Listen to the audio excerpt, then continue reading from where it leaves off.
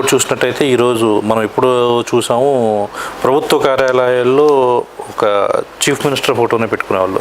ఇప్పుడు కొత్తగా ఏంటి అంటే చీఫ్ మినిస్టర్తో పాటు deputy chief minister Pawan Kalyan గారు, చంద్రబాబు నాయుడు బాబు ఫోటో కూడా పెట్టుకోవాలని చెప్పి.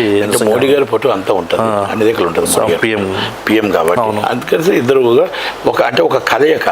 మేము అంతా కలిసి ఉన్నాం, ఇది మేము కలిసి పాలన చేస్తాం, కలిసి మేము కలిసి గెలిచాం, కలిసి మాట్లాడుకున్నాం, కలిసి కలిసి మేము ఈ పాలన మంచి పాలన అందిస్తాం. ఇదిగో నాకు ఎంత హోదా ఉందో పవన్ కళ్యాణ్ గారికి అంతే హోదా ఫస్ట్ నుంచి నేను చెప్పుకొస్తాను.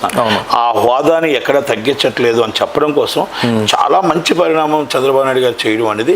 అసలు యాక్చువల్గా గైడ్ లైన్స్ లో లేకపోయినా కూడా ఒక అడుగు ముందుకేసి 2 ఫోటోలు మన అధికారాన్ని మళ్ళీ చదువు తీసుకుని అమెండ్మెంట్ అంటారు, అమెండ్మెంట్ చేసి తీసుకురావడం అనేది ఇట్స్ గ్రేట్ఫుల్ అచీవ్మెంట్. అంటే ఒక తండ్రి కొడుకుల కలయిక అంటారు కదా, ఆ కలయిక చాలా గొప్ప విషయం. గొప్పగా పాలన సాగుతుందని ఒక నమ్మకం ఉంది. ఎందుకంటే ఎంపీలో మినిస్టర్లో ప్రక్షాళన చేశారు, ఇక్కడ తర్వాత చూస్తే ఇక్కడ పాలనలో ప్రక్షాళన వచ్చింది. ఎవరు వర్క్ చేసే వాళ్ళకి ఇచ్చారు. పెద్దవాళ్ళు అందరూ సీనియర్స్ అందరినీ మొత్తం టోటల్గా పార్టీకి కష్టపడమన్నారు. తక్కువ వాళ్ళందరినీ కొత్త రత్నం తీసుకొచ్చారు, కొత్త వాళ్ళకి అందరూ నేర్పిస్తున్నారు. రేపు రాబోయే రాష్ట్రానికి మన అభివృద్ధి జరగాలి, ఎవరెవరికి ఇన్ఫ్రాస్ట్రక్చర్ ఎలా ఉండాలి, మొత్తం టోటల్గా బ్రహ్మస్థానం చంద్రశేఖర్ గారు ఏంటి, రామ్మోహన్ నాయుడు గారు ఏంటి, ఒక వాసంశెట్టి సుభాష్ గారు ఏంటి, ఒక గుమ్మడి సంజయరాణి గారు ఏంటి, ఒక వంగలపూడి అనిత గారు ఏంటి, ఒక వనిత గారు ఏంటి, మొత్తం డిఫరెంట్ అంతా. అంటే రాంప్రసాద్ రెడ్డి గారు ఏంటి, రేపల సత్యనారాయణ అన్నప్రసాద్ గారు ఏంటి, ఇవన్నీ సత్యప్రసాద్ ఎంత మొత్తం టోటల్గా ఇట్స్ చాలా గ్రేట్ అచీవ్మెంట్. అంతే వాళ్ళు మన హెడ్స్ అప్ చెప్పచ్చు. అలాంటి దాంట్లో మనం ఒక ప్రయోగాలు చేస్తున్నారు. ఈ ప్రయోగాలు మాత్రం 100% మార్పు అనేది వచ్చింది.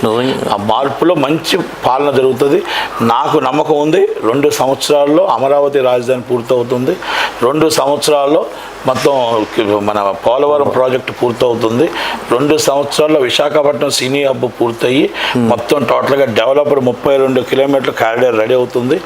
గోదావరి టూరిజం హబ్గా బ్రహ్మాండంగా కాన్సెప్ట్ తయారవుతుంది.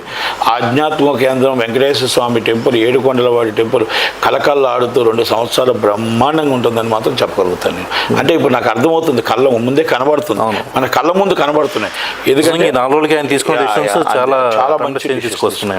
ఎవరిని ఆయనకి పదవి వచ్చిన తర్వాత ప్రజలు కనబడతారు తప్ప, పని కనబడతారు తప్ప, ఇంట్లో ఫ్యామిలీ కనబడరు, ఎదుటి వాళ్ళు ఎవరని కూడా కనబడరు.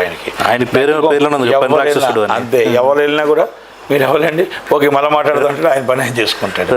కనుక అందుకనేసి ఆయన పని దొరికింది అంటే ఎలా ప్రయోగించాలో చూస్తాడు, ప్రక్షాళన ఎలా చేయగలుగుతాడు, సెంట్రల్ నుంచి ఫండ్స్ తేగలుగుతాడు, మంచితనంతో నిలబడి తేగలుగుతాడు, ఆయన ధైర్యం ఉంది.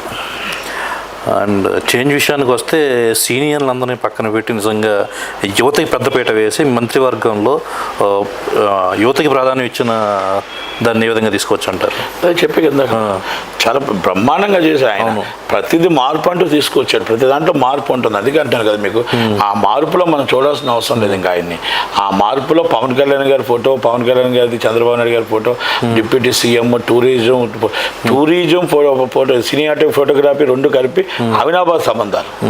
టూరిజం అనేది ఇండస్ట్రీ డెవలపింగ్, ఇండస్ట్రీ సినిమాటోగ్రఫీ అనేది ఎంటర్టైన్మెంట్. ఈ 2 కలయిక. ఆ కలయికని ఎప్పుడు కూడా టూరిజంలోనే షూటింగ్స్ అవుతాయి. కనుక 2 కలయికని ఎప్పుడైతే కలిపాడో చాలా గొప్ప విషయం. అండ్ నిజంగా ఆయన మొన్న ఒక ఇంటర్వ్యూలో చెప్పారు పవన్ కళ్యాణ్ గారు, నాకు ఎన్విరాన్మెంట్ అంటే ఇష్టం, నాకు అది ఇస్తే తీసుకుంటా అని చెప్పి దానికి తగ్గట్టుగానే ఆయనకి గ్రామీణ అభివృద్ధి ఆయనకి ఇష్టమైన శాఖ. నిజంగా చెప్పుకుంటే పంచాయతీరాజ్ శాఖ ఆయనకి ఇష్టం. అవును. గ్రామీణ అభివృద్ధి ఆయనకి ఇష్టం. అవును. పంచాయతీలు డెవలప్ అవ్వాలి, గ్రామీణ అభివృద్ధి చెందాలి, ప్రతి ఒక్కరు కూడా రోడ్లు బాగుండాలి, సస్యమరంగా ఉండాలి, కలకల్లాడుతూ ఉండాలి అనేది పవన్ కళ్యాణ్ గారికి ఇచ్చాను. సైన్స్ అండ్ టెక్నాలజీ అంటే అటవీ ఇది మొత్తం టోటల్గా శాఖలు ఇచ్చారు, ఎక్స్ట్రార్నరీ ఇచ్చారు. ఆయన వర్క్ ఆయన చేసుకుంటూ బ్రహ్మాండమే తీసుకొస్తాడు. షూటింగ్లు కూడా ఆగకుండా పర్మిషన్ తీసుకొని షూటింగ్ చేసుకోవచ్చు. ఓకే, పర్మిషన్ ఉంటుంది, సీఎం గారు పర్మిషన్ తీసుకొని షూటింగ్ చేసుకోవాలి. డిప్యూటీ సీఎం గారికి ఇచ్చిన శాఖల్లో ఆయన 100% ప్రజామోదం పొందుతారంటారా? 100% ఆమోదం పొందుతాడు ఆయన. ఆయనకి డబ్బు అవసరం లేదండి. ఆయన ప్రజల్లో ఉండే మనిషి, ప్రజల కోసం చేసే మనిషి, ప్రజల కోసం పనిచేసే మనిషి కాబట్టి ఆయనకి ఏం అవసరం లేదు. ఆయన షూటింగ్లు చేసుకుంటే కొన్ని 100 కోట్లు వస్తాయి. కనుక ప్రజల కోసం అన్నీ కూడా కరెక్ట్గా నడుస్తాయి. అదేవిధంగా ఆయన ఆధ్వర్యంలోనే ఉంది టూరిజం కూడా, ఆయన ఆధ్వర్యంలోనే ఫోటోగ్రఫీ ఉంది, ఆయన ఆధ్వర్యంలోనే పౌర సరఫరాలు. పౌర సరఫరాలు అంటే రేషన్ బియ్యం నుంచి ప్రతి నుంచి సామాన్యులందరూ ఆయన దగ్గర ఉన్నాయి. అవును, ఎంటర్టైన్మెంట్, సినీ ఎంటర్టైన్మెంట్ కూడా ఆయన దగ్గర ఉంది, సినిమా ఇండస్ట్రీ, టూరిజం కూడా ఆయన దగ్గర ఉంది. కనుక ఆయనకి ఏం కలయికమో ఏం కావాలో అంతా చంద్రబాబు నాయుడు ఆయన చేతికి ఇచ్చారు. ఆయన ప్లేట్లో పెట్టినట్టు పెట్టారు. చాలా గొప్ప విషయం. అండ్ ఈ క్యాబినెట్ రేపొద్దున్న భావితరాలైన లోకేష్ గారికి, పవన్ కళ్యాణ్ గారికి 100% ఉపయోగపడుతుందంటారా? లోకేష్ గారు ఆల్రెడీ మెచ్యూరిటీస్ మ్యాన్ అండి. ఆయన లోకేష్ గారు ప్రూవ్ చేసుకున్నాడు.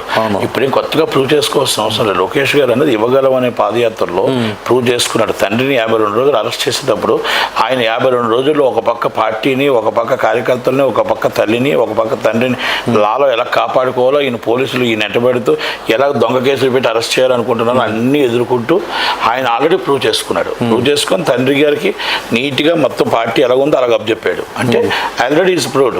కనుక లోకేష్ గారు ఇంకోసారి చూడాల్సిన అవసరం లేదు. Next is already chief minister and TDP నాయకుడు. టీడీపీకి పగ్గాలు 100% మన లోకేష్ గారికి ఇవ్వచ్చు. కళ్ళు ముక్కులో తప్పులు చేసే వారికి శిక్షణ తప్పవు. యాజ్ పర్ లా ఓకే, చట్టం తన పని తాను చేసుకుపోతూ ఉంది. తప్పులు చేసే వారికి మాత్రం శిక్షణ తప్పవు. అదే రెడ్ బుక్ అంటారు. రేపు ఉదయం మీరు నమ్మి తిరగబడవచ్చు, మీరు ఆ లాకి విరుద్ధంగా వెళ్ళవచ్చు, లాకి విరుద్ధంగా రావచ్చు. అవన్నీ రెడ్ బుక్లో ఉన్నవన్నీ పలానా ఉంటాయి. మీరు ఇప్పుడు ఒక ఏసీపీ ఉన్నాడు, ఆయన 2 రోజులు ఆయన 48 గంటలు రూమ్ అరెస్ట్ చేశారు పవన్ కళ్యాణ్ గారిని నోవాటర్లో. ఆయన మొత్తం ఎవరికి చూడకూడదు, కళ్ళు తిప్పకూడదు, డైరెక్ట్ కళ్ళు మూసుకొని వెళ్ళిపోవాలా, దిగో కిందకి అని అన్నాడు. అంటే నీకు పోస్ట్ డ్రెస్ ఉంది కదా అని అందరినీ కూడా నువ్వు ఏకవంచనతో మాట్లాడితే అది ఏదో ఒక రోజు ఆ ఏకవంచనం అనేది నీ పేరుకు చుట్టుకుంటుంది అని మాత్రం తెలుసుకోగలగాలి.